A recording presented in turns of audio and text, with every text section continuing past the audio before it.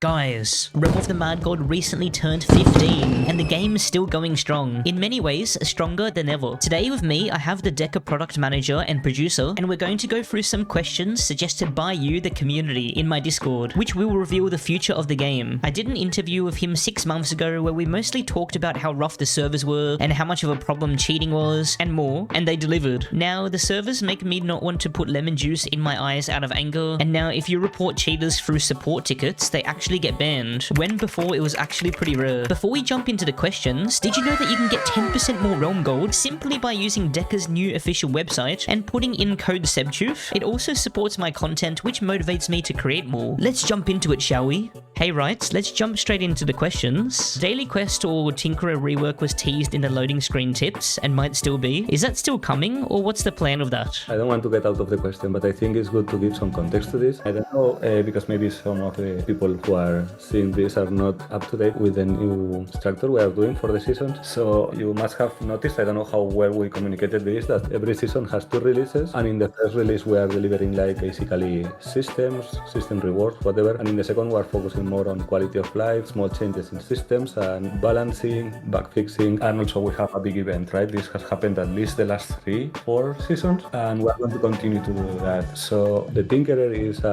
a collection of features, right? Originally it was meant to do something, but in the end it started taking different attributions, and now it's a bit of a Frankenstein. So we are looking into all those things. You said the daily quest, and it's fair enough, but we have also the daily logins there, the quest system, all this. We are looking into this, and we are going to continue, as part of those quality of life, we're going to continue to make changes there. Probably rethinking also how we are doing all those things, and probably removing stuff from the Tinkerer to put them in other systems in the game that are more modern. Awesome. Well, during our last interview, I'd asked about if there was any plans for Fame. You said that it needed a rework because it's outdated, but outside of some discussion, there wasn't really any solid plans. Is that still the case? Yeah, we have focused on other systems.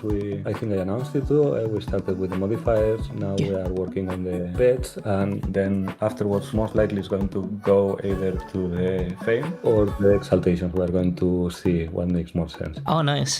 Similarly for pets, you guys said that you guys were drafting some concepts for a pet rework, so it's gone further than a potential Fame rework. The goal was to have it in a 2026 roadmap. How is that tracking? Going to be tight, but I think we're going to get it. We are already like in the last phase of the design, checking the details, what you would call pre-production. I hope we are going to start already with the coding part in the beginning of September, so I think we are going to have it unless we have some production pitfall, or we have some feedback on the PT, or we get some new learnings. I think it should land still in 2026. Oh, nice. And again, similarly, we did talk about a guild update last time, and you said it's been in discussion in Deca. You didn't expect it to make it to the 2026 roadmap. Any updates on that one? We have changed a bit the approach in this. So for the guild, contrary to the Fame, we have actually some concepts and an idea that we like, but we have decided instead of putting it as a full reward, it involves a lot of effort. We are going to break it down to small quality of life improvements. It's a bit like the same like the Tinkerer. We are going to be making constant improvements to the feature in the next couple of seasons. Awesome. I know I already asked about this last time, but so many people asked that I had to check in again on it, and I think it's an amazing idea. Is there any plans for an official PPE mode with possibly further imposable restrictions like no nexus, UT items only, to boost loot chance and to make it more risky but rewarding? Yeah, this is an idea we like too. The caveat is that we have decided to focus more in reworking and, let's say, rebalancing the core of the game. And yeah. We're doing now. I think I told you already in the last interview, our philosophy is first of all focusing on the core of the game, and then before we put a new feature like this, I think we should focus on the things we are talking about now, the Fame, the Exaltations, the pet. Eventually, once we have all this settled and the game is as playable as we wish it to be, then we're going to look into new features, and definitely the PPE mode is something that the community has been requesting for a long time, and it's going to be one of the first to be considered for sure. Awesome. And last checking up question, but in our last interview, you acknowledged how important trading is in an MMO, but Deca had higher priorities than implementing like more trading systems or features. Any updates on that? I'm still convinced that the trade is a major thing. We've also been making a lot of effort now in increasing the fairness in the game, also fighting dupers and these external websites where they are selling items and this. Yeah. We don't feel we are right now in a situation where we can keep an economy balance. We need to make more progress in this journey, let's say, in this fight, we can call it, or we can really think about expanding in this kind of special features like the trade. I definitely agree with you there. Are there plans to revamp or overhaul the new player experience with like a new tutorial or something like that? Yeah, I think I told you last time it was basically on hold, but I think as we're speaking or in a bit, we are going to be releasing this feature onboarding system where players are going to be introduced progressively to the different systems of the game. Player acquisition is a very numerical thing, so we need to take metrics. We are going to see this, take the metrics, see how this works with account levels. Also, I would really love to revamp the tutorial, but we will see where our bottlenecks are in the onboarding. And we'll definitely need to address them. So yes, we're on it. Awesome. And the Nexus looks like a bit of a cash grab, which distracts new players. Are there any ideas of moving buyable items fully into the bazaar again and cleaning up the Nexus? There was actually a period of time where this happened, but they were brought back. I mean, the plan was to try to remove them from the Nexus, all the purchases from the Nexus, with the onboarding release. So it's possible that they are being removed as we're speaking. Again, we will take the metrics. I don't think they are going to come back, although I cannot fully promise. This is also bringing us to a bit of a new challenge, because now the Nexus is going to look very empty, so it's possible that we will have to reward the Nexus a bit or make a new payout or whatever. But that'd be cool. Well, is there any plans to give more love to non-seasonal mode? Like, for example, giving a shiny chance to them? There are discussions of this. To be honest to you, I don't know. We have been talking about this, and I don't know what's the status of this discussion right now. Still, the way the seasonal characters are built in the game, they don't have that many advantages, let's say. So it is up on discussion. I'm not sure what's the status of this discussion right now. Okay. And but there is a possibility. I also don't want to close the door to this. If it happens, it will be limited to some sort of events or some time limited things more than actual changing the core of this of the seasonality. I just know some really busy people only like playing non-seasonal only, since they don't get to play the game too much. So hopefully they get a bit of love. Has Deca considered adding a character collection log? Maybe have something where if a character gets every item from a boss, they get to choose like a divine item from the boss or something like that? We had an idea, basically a draft for a feature that was account based, right? Not particularly character based. This is a good idea actually, because it is more playable. We had the idea to have, like, let's say, a collection for all the items, like to give the players to collect all the items in the game in an account-based thing. But again, this has got into the back burner when we started to change the focus, right, to address the user experience and the all features. So it's definitely not going to happen this year. Awesome. Happy to hear that you guys have been discussing it. Would there be any advancement to account levels? Yes, this. I mean, I'm not confirming this, but this is part of the new player onboarding system. So we are going to be checking the numbers, as I just said. Now that we have this feature thingy, we will see. It's one of the possibilities to expand the account levels to a higher tier. And have you guys at all considered like a non-hardcore mode? Since despite how hardcore the game is, there's still a massive amount of casual players. Something like where you would lose permadeath but many benefits alongside it. Maybe you can't drop white bugs in that mode. Yeah, we have this is an old topic, and it has always been decided, or the status of the discussion has been most of the times that this would go basically against what makes RAM special. So we have also been seeing what would happen if we made maybe some kind of spin-off. There are a lot of old conversations about making some different modes or different spin-off in other platforms or whatever. We don't have anything so far, but I don't think this is going to happen, at least in the game as it is. I don't think we are going to remove the permadeath. I think every time we have had this discussion, we have basically seen that removing the permadeath is basically challenging what the spirit of the game is. Yeah, definitely. I respect that a lot. I just wanted to ask, because a lot of people had that question. If Garden of Eden and the Eternity Summit are cancelled following Nano's abrupt leaving of the Realm design team, what is the plans for new endgame content? Would there be any attempt to salvage the project, or would there be brand new endgame content designed in its place? First of all, the awakening of the primals, as it was announced, it was largely a personal project of Nano, so I don't think there is a possibility for us to take it as it was and continue it. That being said, there are also some other considerations. Also, I think I could give context. We have started rolling out this Crazy architects program since March, April, where we are trying to enforce the UGC environment ecosystem we have had, reaching out to collaboration, finding ways to support them, to compensate them too, so we can strengthen the content pipeline from there. As you know, I mean, have been already some things delivered from there, like some pieces of content like the third dimension reward, the aliens, and we continue to have these conversations and discussion to see where we are at. Nano was collaborating with many of those UGC team members, let's call it. So many of the things that they were there are in different ways of collaboration with UGC members. So what means is that some of this content is going to be most likely dripping in the game in one way or another. Now, as an expansion of the endgame, I think we are now still back to deciding what would be the expansion of the endgame. I think there are two philosophies there. One is a vertical expansion and another one is the horizontal expansion. The Awakening of the Primals was definitely a vertical expansion, right? Putting a tier more of difficulty, of reward, but there is also the possibility to expand it. Right now we have 3 dungeons that are the endgame, right? The Sanctuary, the Shatters and Moonlight Village. So it's also the possibility to expand it horizontally, making more of those dungeons, also making more advanced dungeons, whatever. This is something we have to decide on, right? What is our position in this, and it will depend also a lot in how this architects program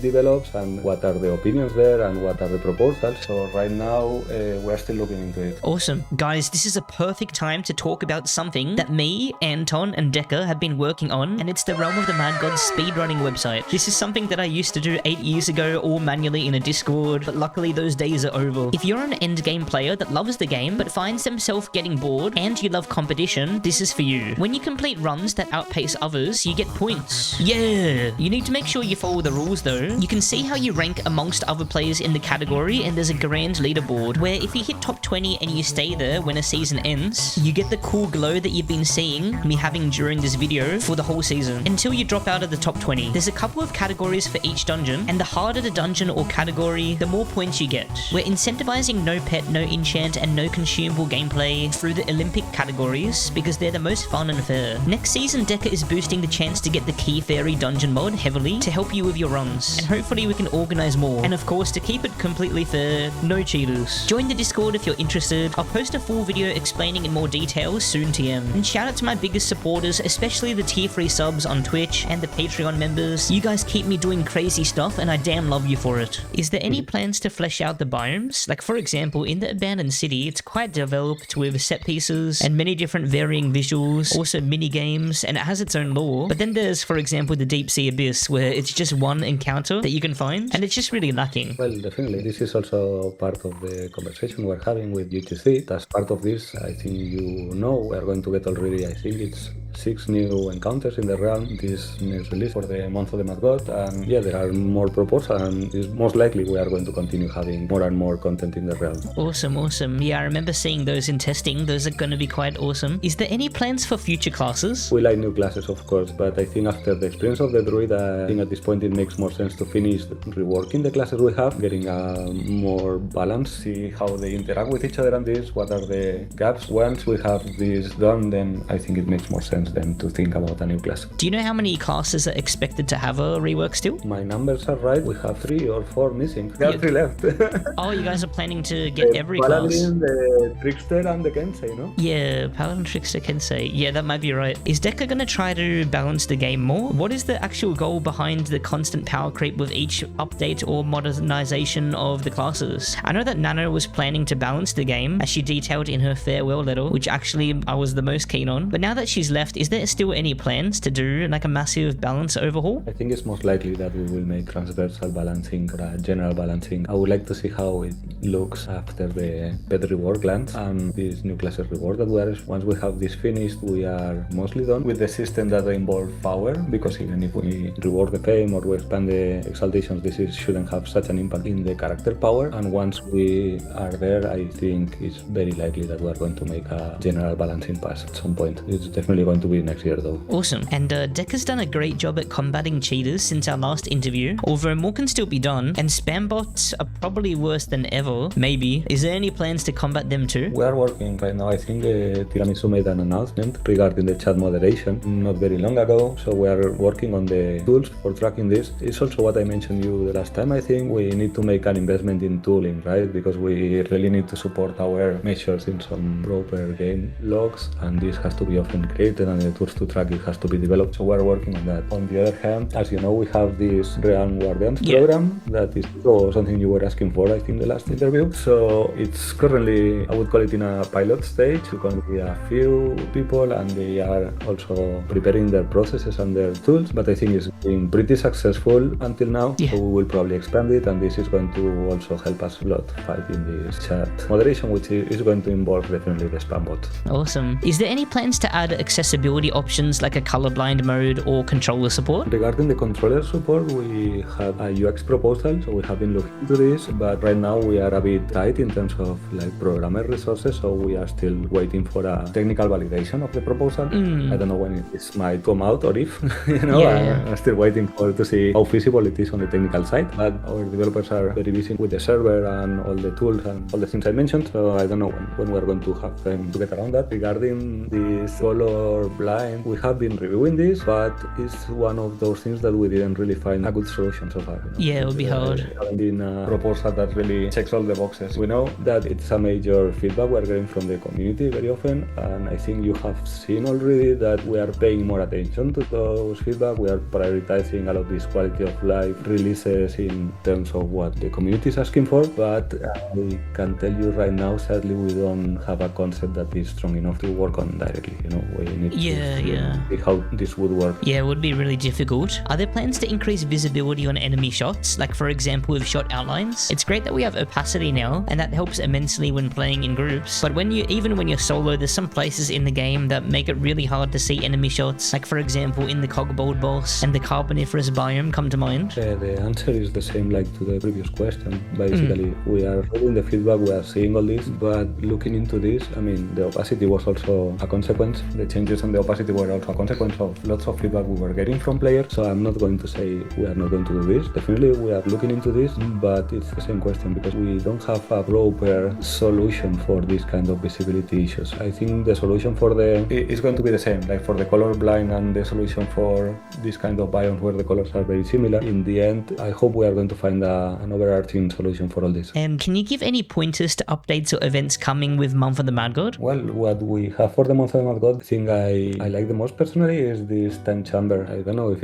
I would call it dungeon. This space where you can access the old versions of all the dungeons. I think it's very cute. Yeah, definitely. And all players are going to really have a blasting nostalgia about this, but newer players, I think they are also going to enjoy seeing this kind of art that is so crude in a way, no? Yeah, it's going to be interesting. But also it has a charm. I think really this is the most interesting thing we are going to see this Month of the Mad God, at least from my perspective. Yeah, definitely. I can't wait to see people's reactions. And yeah, thank you so much for doing this today. Me and the community appreciate it so much. Is there anything else you'd like to say to the audience? Well, thank you for being there, and I just wanted to stress the change we have doing to turning it more into the community, so that we are looking into a lot of collaborations, not only in terms of dungeons creation, but also in content creation, in events, as we have been talking now. And I think this is the future of the game at this point. This collaboration with the community is something we are all looking forward to, and we are hoping we are going to get as much as possible as soon as possible of this, because we are really looking forward to new stuff in the game. Awesome. Well, thank you so much. Thank you.